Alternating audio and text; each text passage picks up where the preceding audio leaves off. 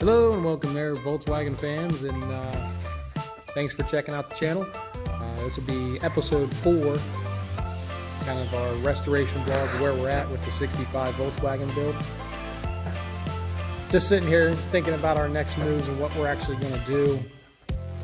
We're about ready to do the floor pans. Brina's been very helpful in getting this frame ready, getting it down to bare steel.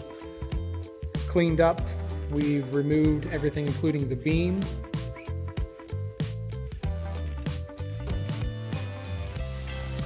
So it's all looking really nice now. I said there's a few things we left on here, like these brackets, we're gonna change them out with the new floors, but all my measurements are written on there in the tunnel, so I don't want to take them off and remove this until I get the new floors in. And the floors have been a little bit of a struggle because when I went to look for floors, I wanted something that was going to be a strong floor, and instead I found a lot of floors out there that are real thin metal, 24 gauge, 20 gauge. Seems like there's a lot of different people that make those floors, and I want to make sure that I get a nice heavy duty one, simply for the structure, the safety of the vehicle.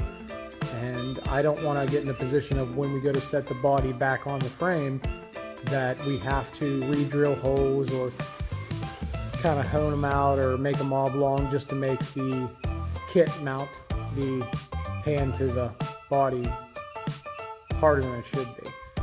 So we got to find ourselves some good floor pans. There's a couple good manufacturers out there. I haven't yet ordered them. It is going to be the next step because we're just about ready to put the floor pans in, and I can't go any further until I get those. But we can talk about the beam. Again, like I said, the beam's off here, and I'll show you guys what we ran into over here. As I started taking this apart, say I got one of the leaf packs out here, the other one's still in there, and we got some of the suspension pieces out. Of course, we'll clean all this up. It'll all be painted, rust sealed. It'll all look nice when it's completed. But we measured this out, and I did find something a little poor right here. This vehicle was actually hit at one time, and in the process of it being hit, it looks like it actually bent that beam a little bit to the point where the driver's side sits in on the bottom about a ½ inch more than the passenger side does, and that's going to create a lot of issues for us. I want to make sure when this goes back together it's nice and straight. There's not really a way, unless I go ahead and cut all the welds off of this and realign it to make it look right, that it's actually going to fit the way I want it to do. So we're going to have to do some adjusting there. However, let's actually talk about the suspension. Before, I said we weren't really sure exactly how we're going to go about this car and what actual way we wanted to build it. Well, we both came to the decision that this car would look really nice with a little bit of a rake to it, lowered down. So that's what we're going to go for. We're actually going to, quote unquote, slam this bug. And basically, to adjust the attitude, we're going to adjust the altitude, lower it down a little bit. We are going to go with the narrowed front beam, 4 inches instead of just 2.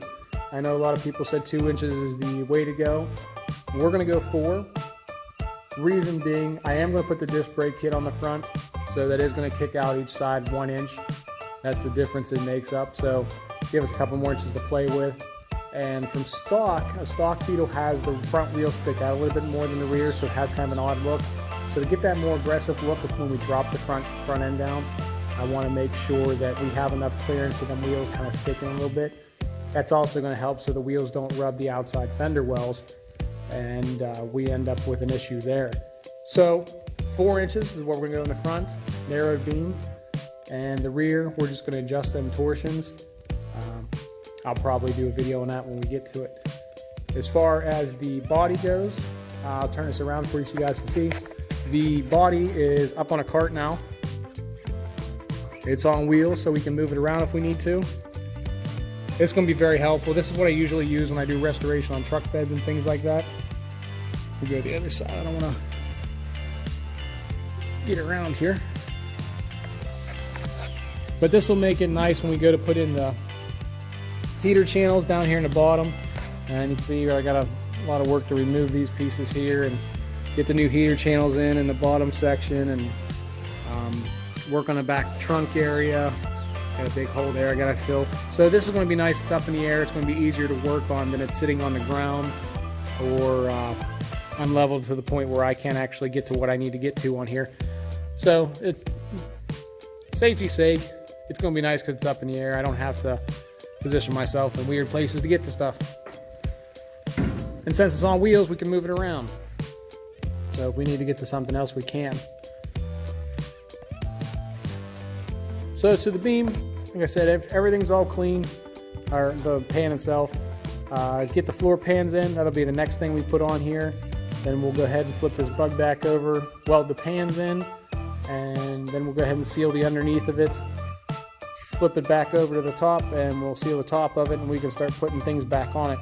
As far as purchasing parts, a couple things I already have. I bought some new bushings, new seals for the beam up front.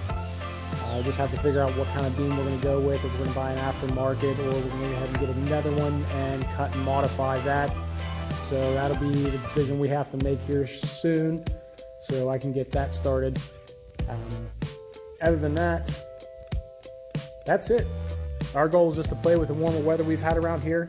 We're in West Virginia. It's usually cold this time of year. Today it was 52. Saturday it's supposed to be 65. Ridiculous weather for this area, but we're using it to the best of our ability. And with me, I work full-time throughout the week, about 60 hours a week, so it's hard for me to get in this garage unless it's evening time when the sun goes down and starts getting cool. So we work by heater for now. But we have some garage process stuff that's going on. Hopefully by next year we'll have heat here. Hopefully. But that's where we're at. I'll give you guys one last shot of the bug floor. So I'll keep you guys updated as we go forward. If you want to check out Instagram, Brina made a Instagram page for the bug. It's called SS Punch Bug. If you want to hop on there and take a look, you can also check out my page. It's hot_rod_shop. If you want to see some of the other stuff that I'm building, particularly some C10 trucks, things like that, which I probably should do a video on. I haven't done a video on the 85 build in a while too. But here you guys go. If you have any questions, comments, please leave them down below. If you have any suggestions on who to buy the floor pans from, who you think the best one is, let me know. Like I said, that's the next move here, probably in the next couple of days, so we can get them on the way, get them floor pans in, and we can start building this bug back up. Thanks, guys. I appreciate you watching. Subscribe if you like to. Hit the like button. I hope you enjoyed the content. Appreciate you. Have a good night.